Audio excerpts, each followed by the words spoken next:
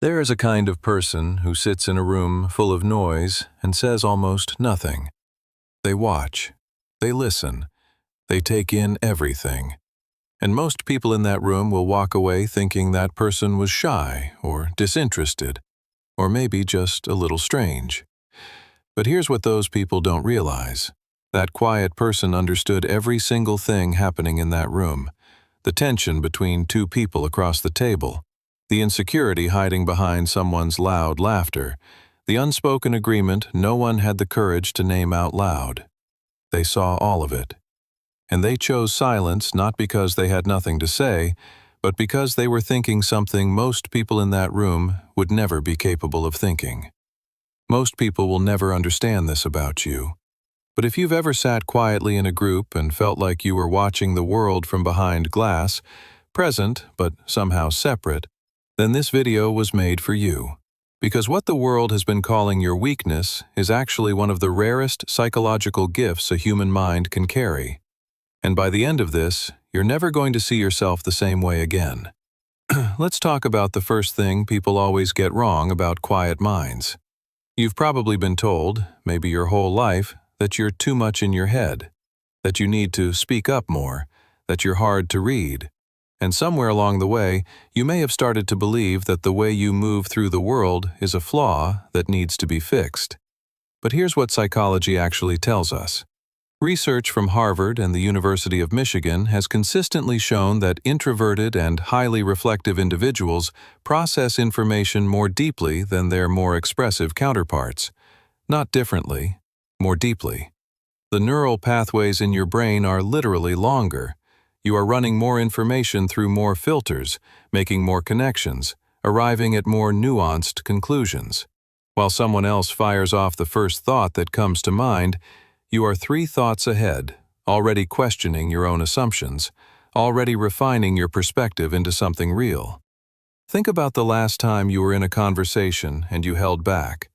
Not because you were afraid, but because you were thinking, and the more you thought, the more complicated the truth became. And you couldn't just simplify it for the sake of filling a silence.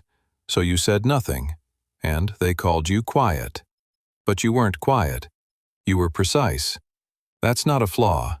That is one of the most sophisticated forms of intelligence a human being can possess. Now here's the second thing, and this one is going to hit close to home. You feel things that other people don't seem to notice. You walk into a room and you can sense when something is off, even before anyone says a word. You pick up on the micro-expressions, the slight change in someone's tone, the way a person's energy shifts when they're uncomfortable. You've probably been told you're too sensitive, too empathetic, that you take things too personally, and you've spent years trying to turn that part of yourself down, haven't you? Trying to feel a little less. But here's the truth. What you experience has a name. Psychology calls it high sensory processing sensitivity, and research by Dr. Elaine Aron has shown that around 15 to 20% of the population carries this trait. It means your nervous system registers subtlety that most nervous systems simply skip over. You are not overreacting. You are perceiving. There is a fundamental difference between those two things, and the world has been confusing them when it comes to you for a very long time. You know what this makes you capable of? Understanding people in a way that most humans spend their entire lives trying to develop and never quite reach. You can feel what someone means underneath what they're saying. You can sense when someone needs space before they know they need it themselves. You can love people at a depth that makes ordinary connection feel hollow. That is not sensitivity as weakness. That is emotional intelligence as a superpower. The third insight is about something even quieter than all of that, something that happens inside you, usually late at night. You think about things. Not just your to-do list or your weekend plans, but the real things. Why people behave the way they do. Whether the choices you've made reflect who you actually are. What life means. What you're supposed to do with the one that you have. You replay conversations not because you're anxious, but because you're trying to understand. You are always, almost involuntarily, excavating. Psychologists call this rumination when they want to make it sound like a problem. But there's another word for it in the research, and that word is metacognition. The ability to think about your own thinking, to observe your mind from the outside.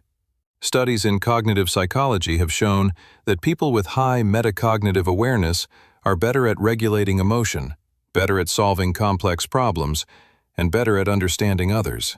Because before you can truly understand someone else, you have to be willing to sit with the complicated reality of your own inner world.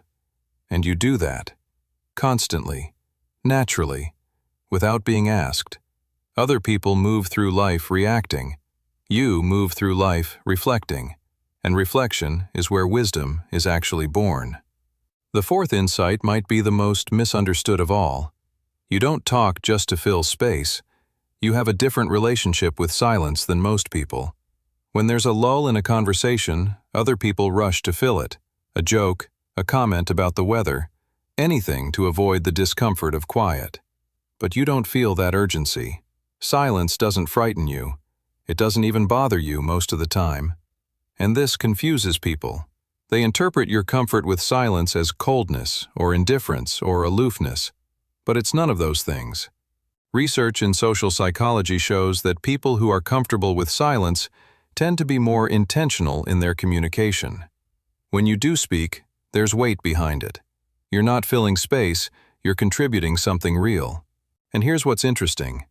Studies have found that the most effective leaders, the most respected advisors, the people others turn to when things genuinely fall apart, they tend to be people who speak less but mean more.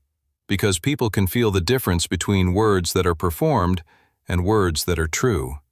Your words, when you choose to use them, carry a different kind of gravity, and people feel that, even when they can't explain why. Your silence is not absence, it is presence at a different frequency. Now the fifth insight, and this is the one that might change something in you permanently. You have probably spent a significant portion of your life feeling like you don't quite belong. Like everyone else received some social manual that you never got. Like you were watching the performance of ordinary human connection from just slightly outside the stage. And the conclusion you may have reached, the one you've carried in some quiet corner of yourself, is that something is wrong with you. That you are too complicated, too internal, too much to handle, and not enough at the same time. But here is what I want you to actually hear. The feeling of not belonging isn't proof that you are broken. It is evidence that your mind operates at a level of complexity that most social environments aren't designed to accommodate. Psychologist Kazimierz Dabrowski spent decades studying what he called overexcitabilities, heightened modes of experiencing the world that are disproportionately common in individuals of unusual intellectual and emotional depth. He found that people who feel the most intensely misunderstood in ordinary life are frequently the same people capable of the most extraordinary levels of empathy, creativity, and human understanding. The very things that make you feel like an outsider are the things that give you access to a version of reality that most people never reach. You were never too much. You were always too rare for the spaces that couldn't hold you. And this is the reframe I want you to carry out of this video.